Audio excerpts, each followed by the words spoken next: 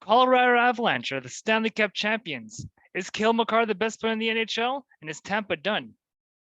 And the draft happening tomorrow night. Will the Canadiens make the right pick or will they go with somebody else? All that coming up on the Face Off Hockey Podcast.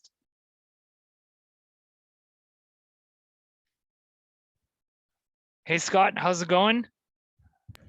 It's going pretty well. Very well. Another season in the books. First, I guess you could call it normal season almost. Other than, of course, as a Ranger fan, I'm always still going to be a little bitter about our crunch schedule and how it affected the Rangers in that conference finals. But yeah, I'm doing well. The short answer. How about yourself? Yeah, I'm doing pretty good. Pretty good. Sorry guys that we couldn't record last week. Just our schedules didn't match up. So better late than never. And here we are. All right. So Colorado win the Stanley Cup. It was a good series. I wasn't surprised though. I just thought that Tampa just didn't, they were banged up and they just didn't have enough left in the tank to make it three-peat, So I think the better team won. And Cale Makar, what a player. He's probably the best defenseman, probably the best offensive defenseman, puck carrying defenseman we've seen since Paul Coffey.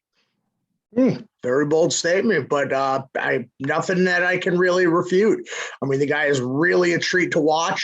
Both ends of the ice, well-deserved Norris Trophy this year. Pretty much knocked the Hedman and Fox conversation for a loop, and I don't think he's going anywhere for quite some time. I think this is his Norris to defend, and I think it's up to everyone else to catch up to him because he pretty much set the standard of what an NHL defenseman is supposed to be. Not that the other guys, in his wake now, other Norris candidates and winners have anything to sulk about, but Cale Makar pretty much rewrote the book and just so exciting to watch. Every bit as exciting to watch as Connor McDavid is. Exactly. He skates on defense like Connor McDavid skates on offense. It's just that's what the game's all about now. It's about speed. It's about puck control, edge control. He can skate the puck into the zone like nobody else can right now. And well-deserved Norris Trophy, well-deserved Conn Smythe. And yeah, I mean, I think he was one of the big difference makers, especially in the offensive zone. Nobody controls the puck like he can in the offensive zone. He's probably the best power play quarterback in the game right now, bar none. No, definitely. And going into the Western Conference Finals, everybody was saying it was the McDavid-MacKinnon matchup that everybody wanted to see. And it turned out not to take away from anything from Nathan MacKinnon, but he was clearly not the best player on his team anymore. And it was the McDavid-Makar show. And he carried that into the finals. Didn't lose a step. It was a great finals. But yeah, like you said, Tampa Bay just ran into a team that was better than them, something that they hadn't really seen in 3 years.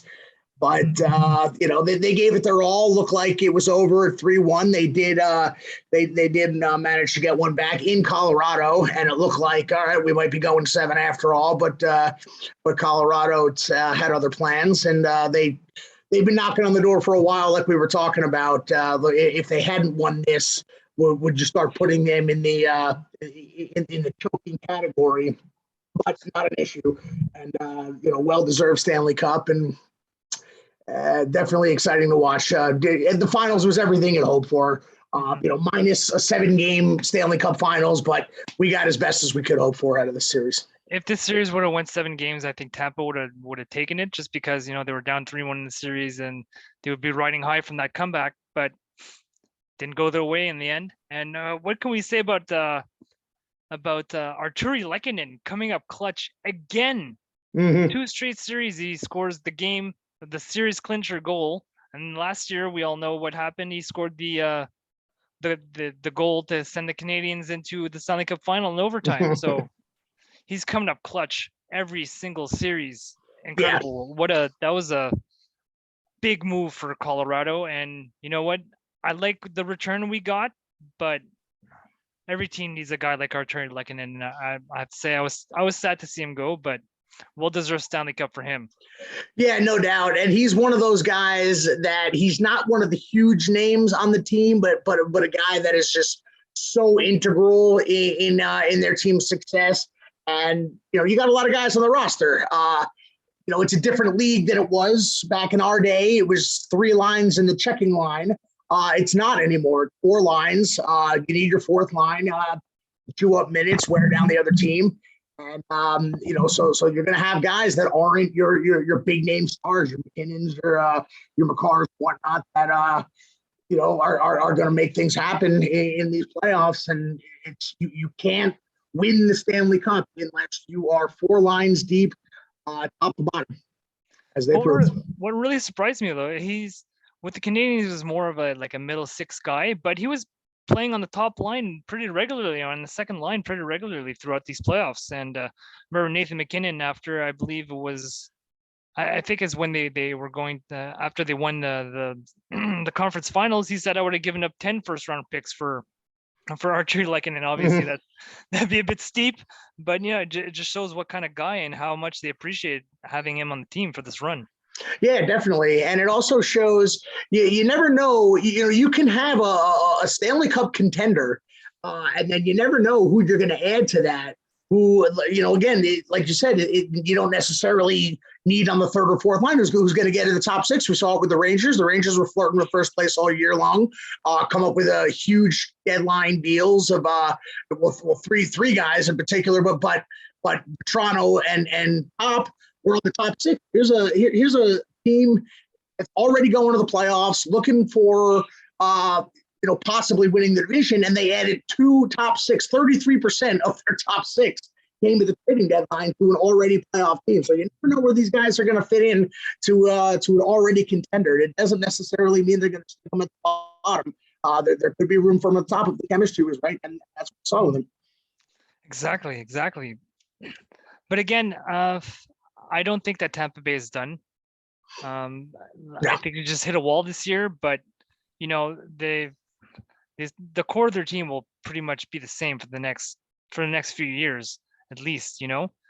Yes, guys like Stamkos are aging. Hedman is not a spring chicken anymore, but it just shows you that if you want to have a contending team, you need to finish at the bottom for a while and pick high.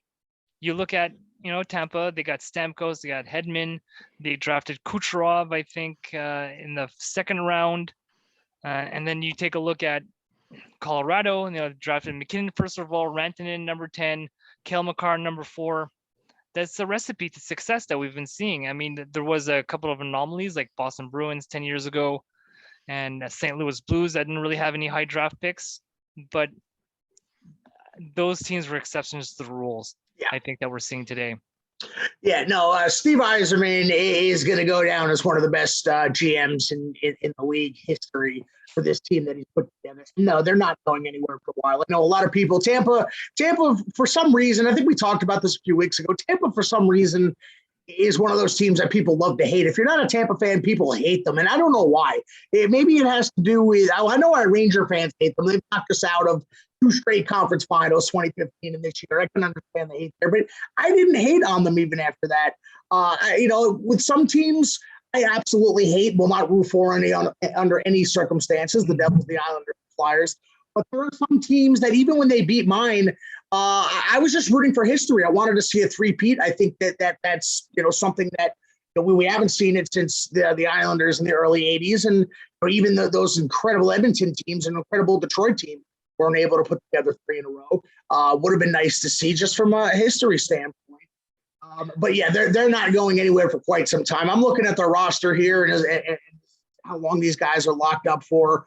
Steven Stamkos locked up for 2 more years. Kucherov locked up till 2027. Braden Point locked up till 2028. Paul Nicholas till 2028. Pat Maroon's got 2 more years on his contract.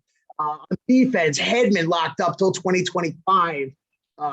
As for all the Sergachev, Cernak, all the Bogosian, all these other guys, 1 more year, and then their RFAs, not UFAs, so they have a chance to re-sign them as well. And of course, Vasilevsky, the guy that it all centers around, is also locked up 2028. So no, Tampa is not dead. The dragon has not been slain. It is just a flesh wound. They are nursing it. And don't forget, they did all of this without Braden Point. And with the backup Kucherov. Yeah, banged up Kucherov, Braden Point out. And that's no small injury. He's one of their big guns, one of their huge guns. Yeah. So he's their top line center. Yeah, exactly. Even with all that, they still made it to Game 6 of the Stanley Cup Finals. They're going to lick their wounds, and they are going to be right back here next year. They're not dead. They're not dead for quite some time. They're just injured, and they will be back. So the Lightning reign of terror, it might be, we might have a reprieve from it from this year, but it is certainly not over. Yeah, I'm not sure if they'll be able to make it all the way to the final again next year. I mean, they played a lot of hockey in the last 3 years. So next year might not be the year, but they'll definitely be back in the next 3-4 years for sure. I think they got at least one more cup left in them. Yeah, whether or not they need a year of, where they might run out of gas, come playoff time next year, whatever the case. But the point is their core is not going more than their core. Most of their team is locked up for quite some time. So it's going to be a few years before Tampa Bay is no longer a legit Stanley Cup. Yeah. But although I wouldn't be surprised if Colorado were able to put back-to-back again next year. I mean, they're so deep. They're so good. Mm-hmm. I mean, even Philip Grubauer outgoaled Vasilevsky, and it just goes to show you don't need a $10.5 million goalie to win the Stanley Cup. Yeah, we definitely talked about that. The days of needing a Waugh, Brodeur, Hasek, Belfour, Richter, etc. to win the Stanley Cup is, that Cam Ward is pretty much the one that shattered that glass ceiling. Yeah, but he did put together a Conn Smythe-worthy performance in those playoffs. Did. So. He did. No, yeah. I mean, the goalie's got to play well above average. The goalie's got to play lights out, but he doesn't have to be one of the best goalies in the league. No, you need a solid goalie. You need a goalie that can, if he sees the puck, he stops it. That's the kind of guy you need. Exactly. And the goalie that can let up a bad goal here and there, but you've got the team around him. I think we were pretty much unanimous that it's more important for, obviously, you need a great goalie, but you don't need the best goalie. You don't need a top 5 goalie. But what you do need is a top 2 team in the league to compensate. That's like I saw, like I just went through with the Henrik Lundqvist era. We had arguably the best, definitely a top 2, top 3 goalie in the league for a decade, but we didn't have the team around him. Either it was bad defense toward the end, or when we really made our runs, it was an offense that couldn't get the goal support that it needed. So you got to have the team around you. I think it's more important than having one of the top 3, top 5 best goalies in the league. I think that pretty much changed for whatever reason. It changed right, when they came back from the lockout of 05, when the 05-06 season started after the lockout. I think that's when you also saw the uptick in shot blocking. Mm-hmm. We watched the highlights from the 90s and before, and you just didn't have that kind of shot. You didn't have the equipment for it. Now they're making the skates. They were just hooking and grabbing and slowing players down. You can't do that anymore, right? So they got rid of the clutching and grabbing. Started calling a lot more penalties, a lot more holdings, a lot more interferences, whatnot. And that, I guess, so the game evolved to compensate by the shot blocking by pretty much everyone on the ice. Mm-hmm. And that certainly helps the goalie out significantly, and that's why you don't need the best goalie in the league anymore. But you do need the best team, or one of the best teams in the league, to compensate if you're not going to have the best goalie in the world, like we saw with Colorado this year. Adding to, I like to put Chicago with Corey Crawford into that bunch. Yeah, absolutely. I'm even going to put Marc-Andre Fleury. I know he's been consistent, and he's in the records. He's in the top 10 in wins. And he still looks like he's got it, but I never considered him one of the best goalies in the league. No, he has a knack for giving up horrendous goals. Yeah. But he's really athletic, acrobatic, and he'll pull out those big saves that you need, like he did against Detroit in the dying seconds of the Stanley Cup final, when he basically, with that save, we clinched the Stanley Cup for Pittsburgh. Yeah, that was an enormous save. Yeah. I remember watching that. I really thought they tied the game. Yeah, me too. I was like, oh no, not again. Yeah, but I mean, talking about top goalies though, it doesn't hurt to have one of the best goalies in the league. You know, like you guys with I forget with Georgie. Igor. Yeah, Igor Shesterkin. You know, it doesn't hurt to have one of the best goalies in the league, and you know, we saw what Vasilevsky was able to do the past couple of years. He Sure. was the best goalie in the league, and he showed it. And you know, not a coincidence that he did win the Conn Smythe last year. Oh, don't get me wrong. I'm not against having a top tier goalie. You know, I've gone through. I've got a top tier goalie pretty much my entire life as a Ranger fan. You know, before Igor, we had Henrik Lundqvist. Before that, there was a little bit of a dark era there for 4 or 5 years in between Richter and Lundqvist. But you know, but it was Mike Richter. Before that, John Van Beesbrook, and you know, before that, I guess John Davidson. I wouldn't put him in that category. And then going all the way back to Ed Belfour. So, or Eddie Jacobin. Yes, I'm sorry. Ranger fans are going to kill me when they see this. So you know, most of my life I've had. And you could pretty much say the same thing. You had Carey Price. Yeah, you had a little bit of a dark era in between Patrick Law and Carey Price. But you've had, you know, yeah. But we saw Jose Theodore, who put together a Hart Trophy, Vezina Trophy season. You know, he was Jose Theodore was one of the best goalies in the league for about 4 or 5 years. So there's three. So you're in the same boat that I am. It certainly doesn't hurt to have the best or one of the best goalies in the league. But if you're going to have that, that doesn't mean you can slack on the rest of your team. Case in point, your team last year. Case in point, in years of Henrik Lundqvist. You know, it's definitely more important, I think, to have the supporting cast than it is to have that top tier goalie. But yes, when you do have that top tier goalie, you're certainly not going to trade him for other pieces. You're going to be blessed that you have that top tier goalie. Well, speaking of top tier goalies, and let's just jump into Carey Price. Sean Starr of TSN 690 tweeted today that Carey Price had a cleanup of his knee recently. He's recovering well and should be ready to start the season next year, which is huge news. I mean, he's the only one reporting it. You know, Kent Hughes hasn't come out and said that. He did say in his press conference a couple of days ago, when I have news about Carey Price, we'll have a press conference about Carey Price. But obviously, they're tied up in the draft right now. And rumor has it they don't even know who they're picking yet. You know, might be a smokescreen, you know, because we know New Jersey wants to draft Juraj Slafkovsky, even though Bob McKenzie, after polling, you know, top scouts from the league, 6 out of 10 had him going first overall, 3 of which had Shane Wright going first overall, and 1 of which had Logan Cooley going first overall. So it's really, I don't know. I think their mind's made up, but I think they're just playing games, you know, because could be, you know, everything's a chess match. You know, you say the right thing. Maybe somebody comes knocking on your door with a trade offer you never thought possible. You never know. You know, everything's a chess match. I mean, look at, you know, I think in all the drafts I can remember, I think the only 2 really where the teams made it pretty evident who they were drafting. You could say maybe Sidney Crosby, 06, and then and Connor McDavid. Other than those 2 in recent memory, I don't think any GM has really who's gotten the number 1 pick or has really made it, you know, has confirmed anything before they're actually on the clock and make that pick. As far as there are exceptions, like for instance, you know, when Pittsburgh won the lottery, the Carey Price, not the Carey Price, same draft, but the Sidney Crosby lottery, you know, they came out right away and said, yeah, we're drafting Sidney Crosby. Same thing with Connor McDavid, and you know, the list goes on with you know, generational talents. But you know, that's the thing about this draft. There is no generational talent.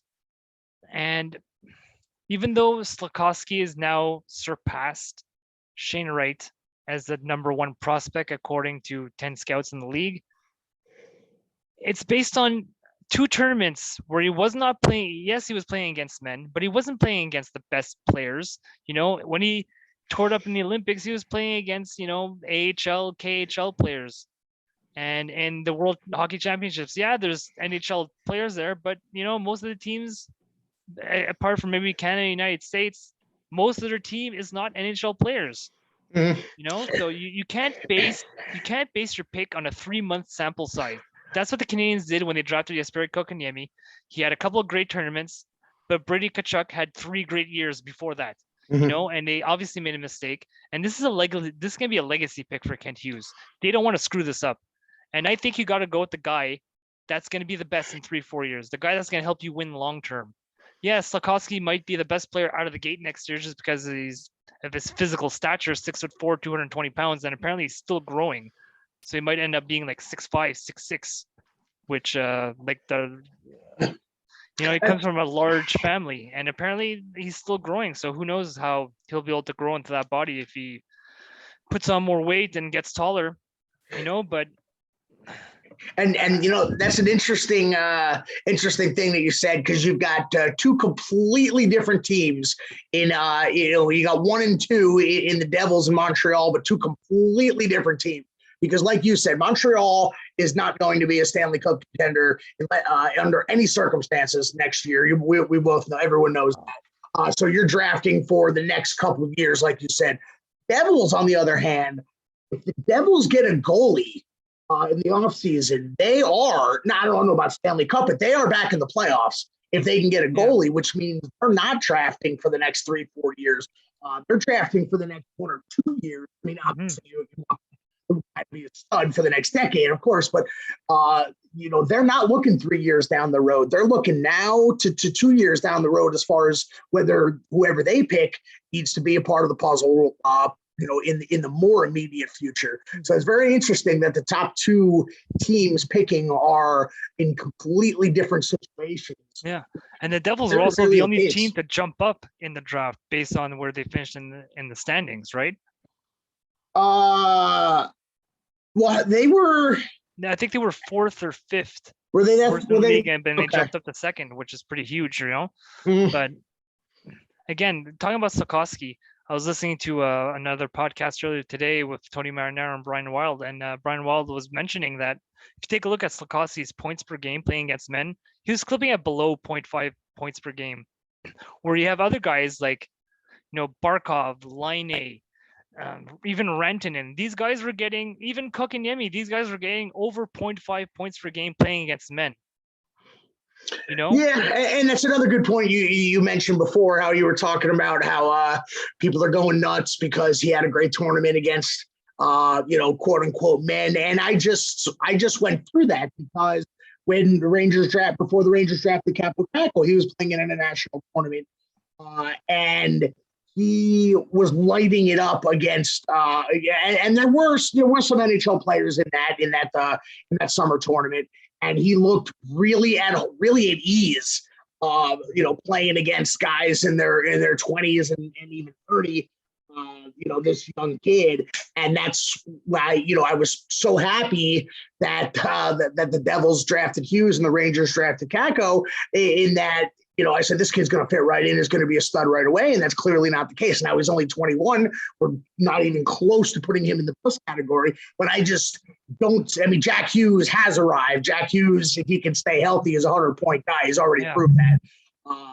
The good news is the Rangers drafted 2nd, so we're getting that pick regardless. It's not like the Rangers made the wrong choice, but I think Jack Hughes, who, at the time of the draft, it appeared like Kakko was ready to go in the NHL against NHL size and talent, whereas Hughes was not. But Hughes wasn't, but he's developed already and become that. And Kakko is 3 years in is still a big question mark. 2 years in is still a big question mark as far as I don't think he's going to be the superstar that we hoped he would. But again, doesn't mean he's a bust. He just might be a pretty good third line player. Who knows? He might come out and score 80 points next year. I don't know. Again, he's 21. He had good playoffs though, playing with Laffy, and yeah, that kid line, was getting all the accolades, well deserved, yes. And Kakko was doing things behind the plays that didn't necessarily translate to assists, goals. So he was integral, but I think he was and out of those three, he was the least noticeable of the three. The good news is Lafreniere is apparently, establishing himself as the superstar that we were hoping we would. Mhm. So if we go 1 for 2 on that with the Rangers, track record of big name busts, both free agent signings and draft picks, I will be more than happy if one of two of these guys turns into a stud. So right now, Lafreniere, we know pretty much convinced he will be. And Kakko is still a big question mark to the point where he may be on the block. I heard if that. you want to shore up that, and nobody really knows or will ever know the truth of what happened with him getting benched. Supposedly, him and Blanc got into it, or whatever. He said, she said, we'll never get the truth out of that. It's all just rumors as far as the fans are concerned. But Yeah, the only way we'd ever know is if he gets traded and just comes out and says what happened. Right. But yeah, so I don't think he's on the block because of that. I think he might be on the block because, at age 21, he's very, very favorable to another team who might want to give up somebody in their late 20s, 30, who might not be a contender. Case in point, Jonathan Toews, Patrick Kane situation in Chicago. They're obviously going to want something big that they can build around, something for the future. A nice 21-year-old potential superstar right wing, certainly fits the bill there. Whereas the Rangers' immediate problem is a second line center, which obviously Jonathan Toews would right in. Yeah, and Patrick Kane, right wing. Okay, we're getting, we'd be swapping up Kakko, a question mark of a right wing, for Patrick Kane, arguably the best American hockey player of all time. Definitely top three without even. For sure, up there with Brett Hull and guys like Modano, for sure. Brett Hull, Modano, you can even throw Leach in there. Right, unarguably top five. Yeah. Chelios would be the fifth. Yeah, but other interesting note, apparently the Canadians are getting a lot of interest for Josh Anderson. There's very few guys like Josh Anderson in the league with his size and his skating ability. But if they want to get another top 10 pick, because that's what apparently they're trying to do, they're trying to get another pick in the top 10, then you might have to part ways with that. There's a rumor going around today that the Canadians or that the Ottawa Senators are interested in Josh Anderson and or Christian Dvorak for the 7th pick overall. So if that's what they offer you, you really got to consider it. Although, are we going to wait another 10 years to get a power forward like Josh Anderson? So that's my big issue of getting rid of him.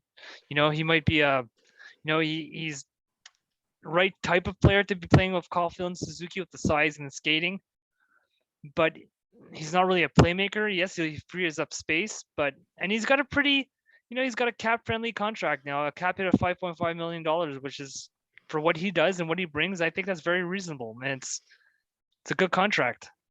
Yeah, no, and I'm looking at his numbers here. The pretty. Actually, no, I was going to say pretty good on faceoffs, but no, 39. No, he's a winger, right? Oh, is he okay? But if healthy, he's a 25 goal scorer, right? He played, I think, 60-something games this year, had 19 goals. 19 goals, 17 before that. He looks to be about a point every 2 games, 171 points, 388 games. The plus minus the last 2 years can't really be, he can't really be blamed, playing on Montreal. He was a minus 25 last year, but the whole team was minus 25. So he can't really, I think we only had one guy that was in the pluses last year. And yeah. So statistically wise, he's interchangeable, but he is 6'3", 227, which is pretty good size. And if he is that physical, then he's 28, which anything under 30, is still considered young. Mm-hmm. But with what you guys have, I mean, really, there's really nobody, that you could say on a team like yours with the a couple more years of a rebuild you got coming up. You don't really have a core. I know you got a couple guys there with a lot of potential that you'd like to build around. Yes, but Josh Anderson, it seems to me like if you could get something quality, like another top 5, like another top 10 draft pick, that's something you don't automatically discount.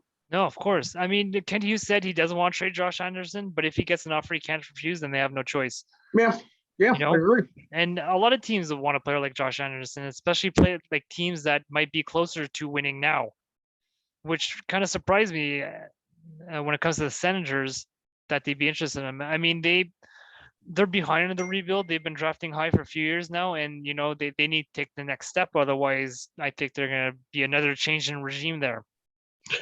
Yeah, the Senators, I know that they were a much better team in the second half of the season than they were in the first, but they didn't really show signs of being a playoff team. Now, that being said, we still have draft and free agency coming up. But so, yeah, I think that they're pretty much on the clock to get to the level of at least fighting for at one of those wild cards this year. And Just like New Jersey. Yeah. Again, New Jersey, everything revolves around their goaltending. I think their team, top and bottom, offense and defense, pretty much ready to go compete for a playoff spot. But again, they have absolutely nothing that even resembles a goaltender. Brian Elliott? Is Brian Elliott still in Ottawa? I don't even know what the hell happened. I don't even know who the goalie is. I don't. Yeah, no, I don't know about Ottawa. I was talking about New Jersey, and right. Like going into the year, Mackenzie Blackwood was supposed to be the next guy. I know they had a lot of injuries, but even when he came back, every Devil fan will tell you he's not the guy. Yeah, and Corey Schneider kind of fell out after a couple of good years there. He's not even in the conversation anymore. Oh, and real quick, let me say the NHL just came out because I just hit refresh. The schedule is out. Awesome. I'm not going to go through my team, but let's go through some NHL, some neutral things here because these are the big dates according to the NHL. So, Lightning visit Rangers in North America opener October 11th after Predators face Sharks in Prague on October 7th. How about that? And I would assume that that's a real game. Yeah, no, for sure. Yeah, it is. Yeah. All right. So the NHL season's opening in Prague. I think we knew that. I don't know. I just don't know if we knew who. So you got Nashville and the Sharks on October 7th. I don't think Sharks. Anything's possible per game, but I don't see the Sharks doing anything that resembles playoffs this year. They just fired their coach. Speaking of the Sharks, they just hired the first black general manager in the history of NHL, and it's about time. Absolutely. Worth pointing out. Mike Grier, congratulations. I think it's a great hire. Yeah, no, absolutely. We're seeing the NHL's done a great job the last couple of weeks. You got women being hired all over the place. Yeah, everything. The Rangers was just promoted to assistant general manager in Toronto. They got like 3 assistant general managers now. I'm not sure how many people they need, but Haley Wickenheiser definitely knows the game. Absolutely. You're seeing it a lot. I forgot who the Rangers hired somebody too. I forgot who it was. Forgive me, but you're seeing it pretty much across the board now. So excellent. And there you go with Mike Grier, the first black GM. He's actually GM. He's not assistant anything. No, he's the guy. Yeah. No, absolutely. So congratulations there. Let's see what else we got in terms of the schedule, the global series. When's our matchup? We've also got the Global Series, which is Colorado and Columbus at the Nokia Arena in Tampere, Finland, November 4th and 5th. The Lightning.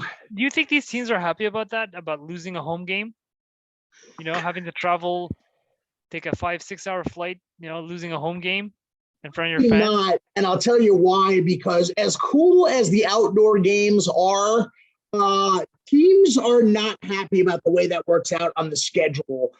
The only ones that are really happy about it are the Rangers, pretty much, because the Rangers have had 3 games played in New York City outdoors that counted as road games. And if anyone is not familiar with why, when the Rangers moved into the Garden way back in the day, they signed in their forever lease a clause that the Rangers cannot play a home game outside of Madison Square Garden. That's really interesting. Yeah.